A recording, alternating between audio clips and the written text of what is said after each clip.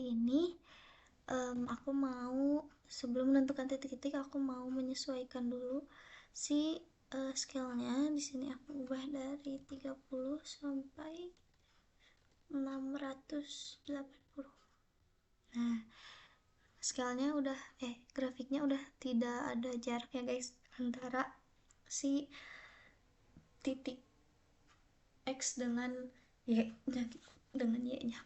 Nah, lalu kita akan menentukan titik-titik dimana kita bisa menarik kurva DTG, titik penurunan sebelum dan sesudah penurunan dari kurva DTG ke kurva TGA sebagai konfirmasi terjadinya sebuah thermal event atau dekomposisi. Nah, yang pertama kita bisa menentukannya dengan ini ya, ini sedikit ada penurunan. Mungkin kita ambil kira-kiranya aja di sini dan ke atasin seperti ini.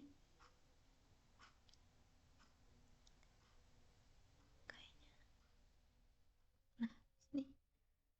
Lalu yang selanjutnya juga ini ya, ini ada penurunan sedikit, kita ambil, berarti kita ke atasin ke sumbu X, ke garis TGA nya kita juga bikin garis. Nah, selanjutnya itu penurunan yang tajam sekali. Ini titik sebelumnya, karena aku takut salah ya guys, biasanya aku tarik garis dulu ke bawah sampai ke kurva TGA nya, lalu aku bikin garis di sana. Ini ya, ke sampingin. Nah, ini garis bantunya dihapus aja. Lalu yang selanjutnya itu di sini ya, ada ya. Nah, di sini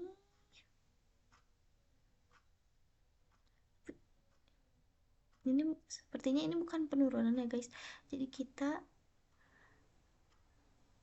ini satu turunan gitu. Jadi kita ambil aja yang di sini.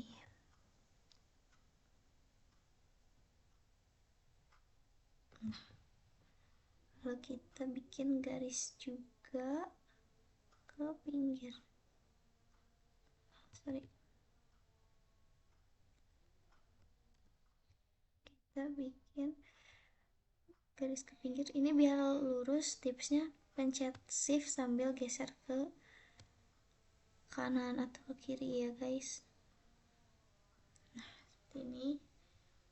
Lagi dan lagi, ininya kita hapus aja. Lalu lanjut ke titik berikutnya. Ini ada titik kecil ya guys ya. Di sini mungkin kita klik shift dan tarik lagi ke bawah. Berada di jangan di sini.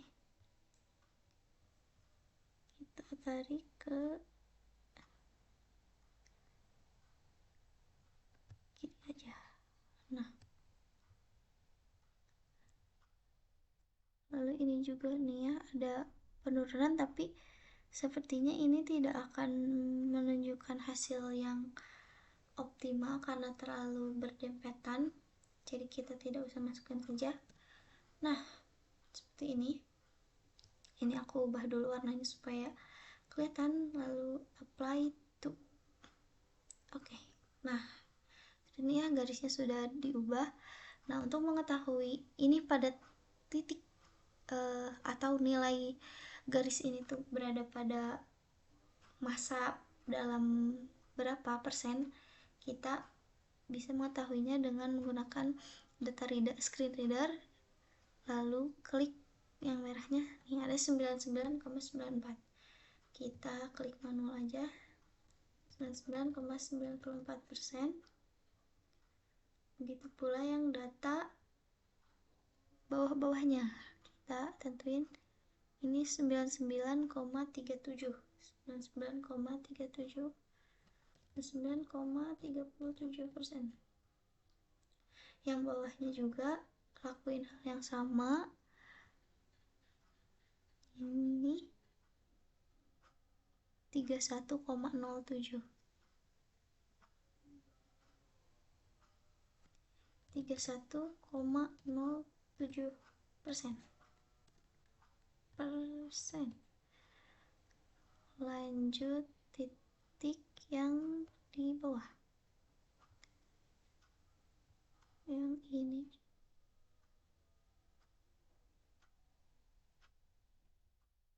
10,66. 10,66%.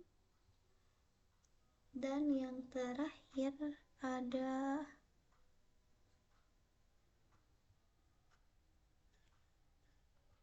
8,65. 8,65%. Nah, sudah ya. Ini kita rapihin dulu. Ini ada titik ini di sini. Nah, setelah itu untuk menentukan dekomposisi kimianya terjadi penurunan massa berapa persen. Nah, kita bisa menghitung nilai dari titik yang bawah dan yang atasnya. Kita sini kita coba ya, kita hitung 99,94 dikurang 99,37. Kecil ya, hanya 0,57. Oh, sebelumnya kita bikin garis panah dulu yang merepresentasikannya terjadi dekomposisi kimia yang kita duga terjadi dekomposisi kimia.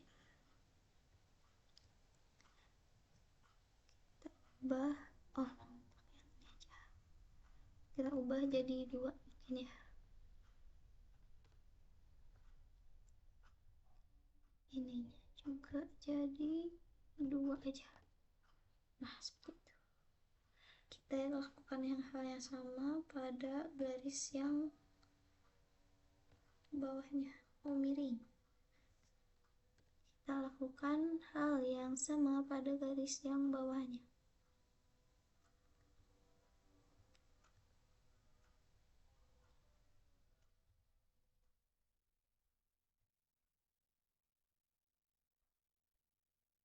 Ini, ini.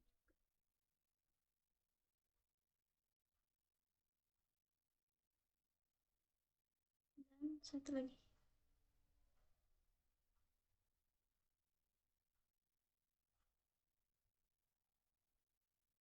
Kita kecilin kayak yang tadi.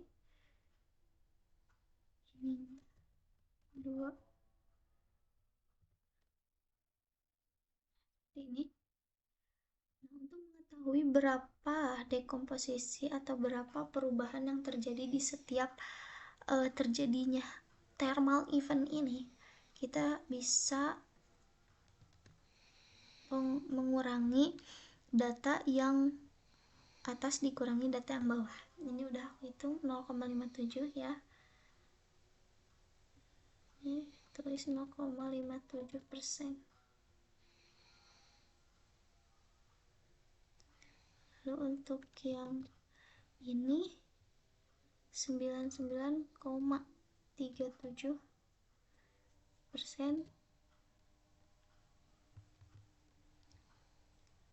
99,37 dikurang 99,37 dikurang 31,07, 68,3, 68,3%. 0%. Lalu yang ini kita hitung dulu, 31,07 dikurang 10,66, 20,41, 20,41%. Lalu yang terakhir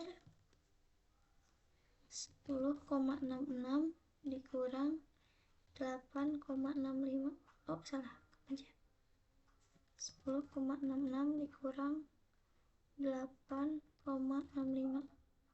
2,01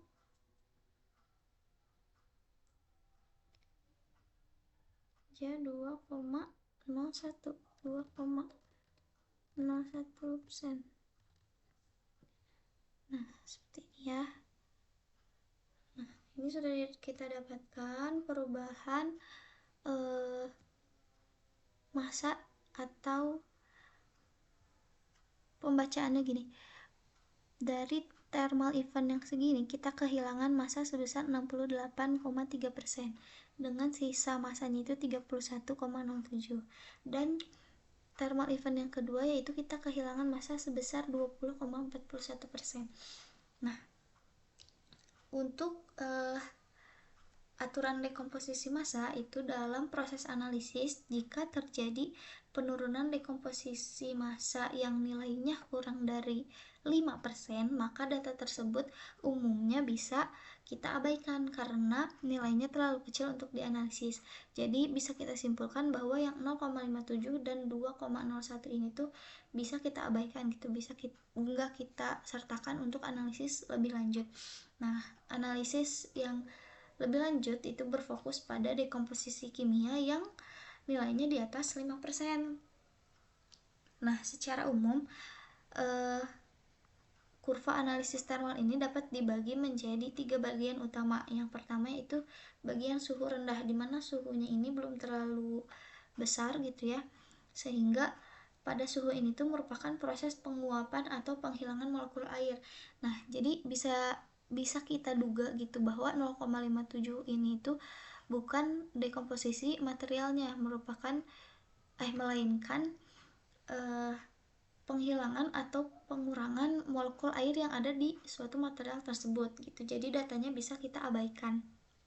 Nah, setelah itu bagian tengah merupakan area terjadinya dekomposisi material. Nah, ini dekomposisi material yang di atas 5% gitu. Nah, di sini ada zat antaranya yang